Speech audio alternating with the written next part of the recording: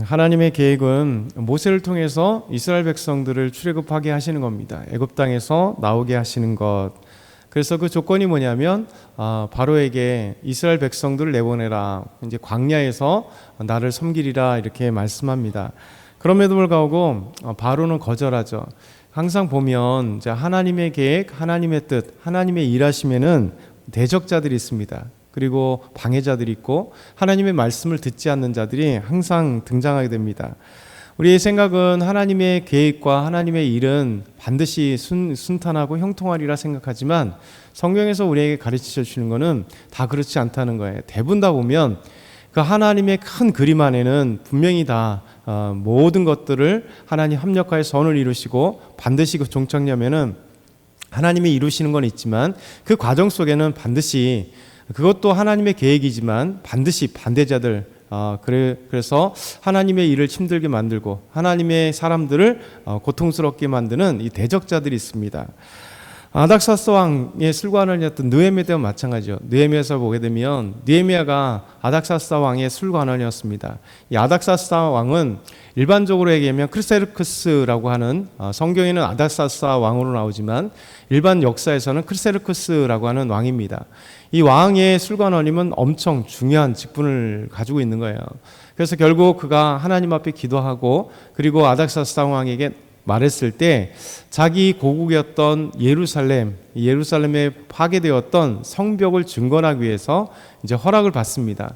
그러니까 페르시아 왕에게 허락을 받고 그리고 왕의 지원을 받아서 물질적인 지원 그리고 수많은 사람들을 함께 가고 느헤미야가 유대 땅의 총독으로 보내집니다.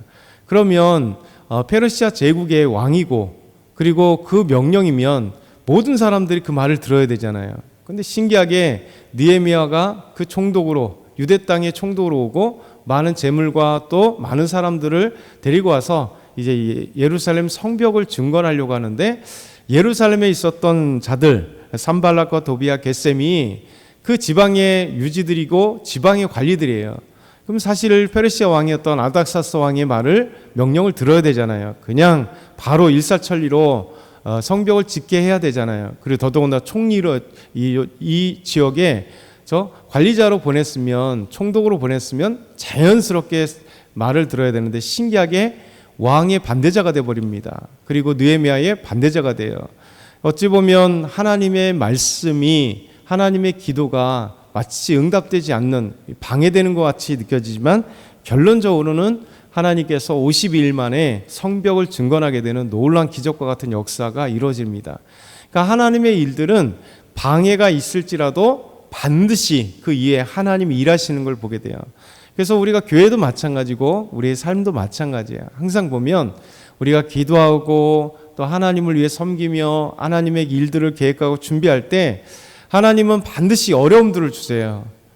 그래서 우리가 오히려 더 기도하게 만들고 그래서 우리가 하나님의 일이 성공하고 하나님의 일이 진짜구나라고 느껴지는 건 뭐냐면 방해가 있을 때 어려움이 생길 때 역설적으로 하나님이 일하시는구나.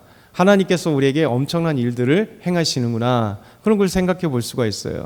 어제 수요예배 때 전에 말씀드린 것처럼 우리 교회도 요즘에 여러 가지 좀 어려움도 있잖아요. 개인적인 또 뭐 질병이라든가 개인적인 문제라든가 어떤 여러 가지가 또 우리 교회와 함께 기도하는 여러분들이 이제 기도 제목들이 막 등장하잖아요. 그러면 왜 우리 인생에 26년이 되었는데 좋은 일이 아니라 이렇게 기도거리가 생기고 어려움이 생겼냐라고 생각할 수 있지만 반대로 생각해야 돼요. 믿음의 법칙은요 반대예요. 하나님이 우리에게 놀라운 크신 역사 또 개인과 가정과 교회에 큰 역사가 일어나려고 하는구나 그런 징조를 보이시는 거예요. 개인적으로는 잠시 아픔의 시간이고 눈물의 시간일지 몰라 개인적으로도 하나님은 그것을 넘게 하셔서 큰 일을 감당하게 하시려고 하는 거예요. 하나님의 위대하신 뜻이라는 거죠. 그래서 우리가 이 생각을 항상 믿음의 법칙에는 적용을 해야 돼요. 문제가 일어난다. 하나님이 함께 하시는구나. 문제가 일어난다. 내 개인적으로도 하나님께서 나를 사용하시는구나. 하나님의 일을 준비하시는구나. 반드시 하나님께서 지금 역사하고 계시는구나 라는 것을 생각해 볼 수 있죠. 오늘 말씀에도 마찬가지입니다. 첫째는 하나님의 일은 방해가 있다는 거죠. 그러나 하나님 반드시 일하신다라는 거죠. 우리 14절에 16절 한번 같이 14절에서 16절 같이 읽겠습니다. 여호와께서 모세에게 이르시되 바로의 마음이 완강하여 백성 보내기를 거절하는도다. 아침에 너는 바로에게 가라. 보라, 그 물 있는 곳으로 나오리니 너는 나일강가에 서서 그를 맞으며 그 뱀 되었던 지팡이를 손에 잡고 그에게 이르기를 히브리 사람의 하나님 여호와께서 나를 왕에게 보내어 이르시되 내 백성을 보내라. 그러면 그들이 광야에서 나를 섬길 것이니라 하였으나 이제까지 내가 듣지 아니하도다. 여호와께서 모세를 보냅니다. 그러나 놀랍게도 바로의 마음은 계속 완강하고 보내기를 거절하는 거죠. 아침에 가라는 거예요. 물가에 서 있는 나일강에서 그를 만나고 뱀 되었던 지팡이를 그에게 내밀라는 거예요. 결국 우리 하나님께서 왕에게 보내어서 광야에서 나를 섬기리라 이렇게 말씀을 전하는 것이죠. 그럼에도 불구하고 하나님의 말씀이고 모세를 시내산에서 호렙산에서 만나서 명령한 사실이잖아요. 그가 좀 못해요 할 때도 하나님이 함께 하신다는 이 기적을 보여주셨고 그리고 아론을 그에게 동력자로 붙여주셨음에도 불구하고 그러면 하나님의 일이 확 형통할 것 같은데 바로가 계속 거절 그의 마음은 완악한 이제 계속 이 표현이 계속됩니다. 재앙이 시작되면 시작될수록 우리가 생각하면 엄청난 하나님의 재앙 때문에 지금까지 애굽에서 만나보지 못했던 어마어마한 일들이 그들에게 펼쳐지면 보통 생각하면 이거 안 되겠구나 우리가 죽겠구나 바로 그냥 꼬리를 내려야 되는데 그렇지 않더라는 거죠. 오히려 이렇게 더 대적자 하나님의 말씀을 듣지 않는 그 결과는 뭐냐면 그 출애굽의 역사가 이루어지게 되고 결국 애굽과 그 바로와 그 다음에 애굽의 모든 사람들의 마음이 완전히 꺾여버리는 이게 하나님이 하시는 일이에요. 하나님은 당장은 대적이 생기는 것 같고 안 되는 것 같지만 그 하심에 분명한 의미가 있다는 거예요. 의도가 있다는 거예요. 그래서 이 놀라운 사실을 기억해야 됩니다. 거절하지 않지만 하나님은 이제 일을 시작하십니다. 거절이 있었을 때 끝나는 게 아니라 일을 시작하세요. 두 번째, 이 완악한 바로의 마음을 깨트리고 하나님의 기적이 일어나는 거죠. 나일강에 그리고 애굽의 물들에 하나님께서 피로 병케하시는 이제 재앙의 첫 시작이 되는 겁니다. 17절부터 19절에 보면 이렇게 말씀합니다. 여호와가 이같이 이르노라. 내가 이를 말미암아 나를 여호와인 줄 알리라. 하나님의 목적이죠.